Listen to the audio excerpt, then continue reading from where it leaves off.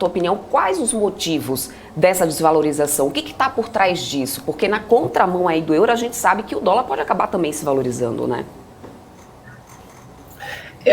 Bom dia, Débora. De fato, o que a gente entende que é o movimento que está levando a essa queda do euro é um movimento mais explicado pela própria dinâmica do dólar e da economia americana, que era o que a gente vinha falando, né? Então, até mais do que as bolsas, se a gente observar o desempenho das moedas contra o dólar no último mês, a gente vê uma queda meio que generalizada. Os países desenvolvidos todos mostrando suas moedas caindo de forma importante em relação ao dólar, e nesse contexto o euro atingindo novamente a paridade, coisa que não acontecia desde, se não me engano, naquele período da bolha da Nasdaq, no fim de 90, até no fim dos anos 90, até 2002.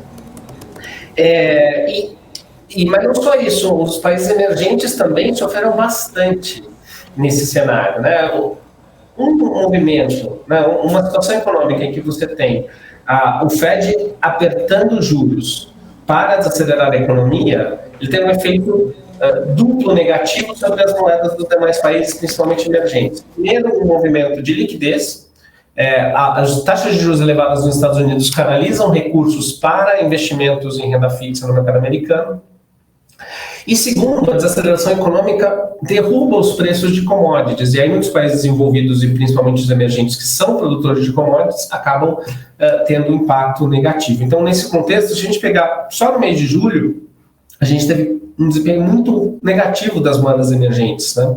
O real até que foi uma das menos piores no mês. Então a gente teve México caindo 3,5%, o rand sul-africano caindo 4,5%, os pesos colombiano e chileno caindo na casa de 10%, né? O real também aí nessa casa de 3,5%. Então, esse movimento realmente é um movimento que é explicado pela política monetária do Fed, pelo aperto monetário. Hoje, as moedas também, imediatamente após o número, elas tiveram uma desvalorização, depois se estabilizaram. Acredito que porque, diferente das bolsas, que vinham numa trajetória um pouco melhor nos últimos dias, as moedas já tinham perdido bastante em relação ao dólar, então elas já talvez estivessem precificando mais esse cenário de inflação elevada, de política monetária mais restritiva nos Estados Unidos, né? Então, se a gente pegar o momento de hoje, parece que as bolsas estão se adequando a essa realidade que as moedas já vinham apontando há algum tempo, quando o euro não tinha chegado exatamente da paridade, mas veio chegando muito próximo nos últimos dias e hoje chegou a tocar a paridade. E continuando esse cenário de do Fed implementando uma política monetária bastante dura, é possível mesmo que o euro venha a trabalhar abaixo da paridade, né? Tem um aspecto da economia europeia, por estar mais próximo da situação de guerra e por estar com problemas no suprimento de gás, a economia europeia também está sujeita a uma recessão de oferta mais forte do que a economia americana. Então, um cenário de recessão na Europa está mais próximo e mais palpável do que nos Estados Unidos. Essa economia fraca do lado europeu também prejudica um pouco o euro, coloca inclusive pressões internas, né? O euro tem o desafio de lidar com economias diferentes e que tem situações diferentes em termos do ciclo econômico.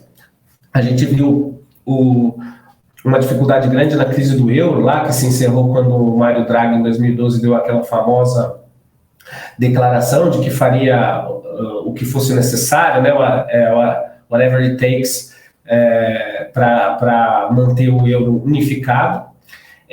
Mas essas diferenças regionais acabam sendo exacerbadas em momentos de recessão e momentos de crise. Então, essas questões também colocam uma pressão adicional em relação ao euro. Mas, tendo dito isso, o euro acabou sofrendo junto com as demais moedas, né? Não foi um fenômeno, nos últimos meses, pelo menos, não foi um fenômeno único do euro perder do dólar. Praticamente todas as moedas tiveram esse comportamento.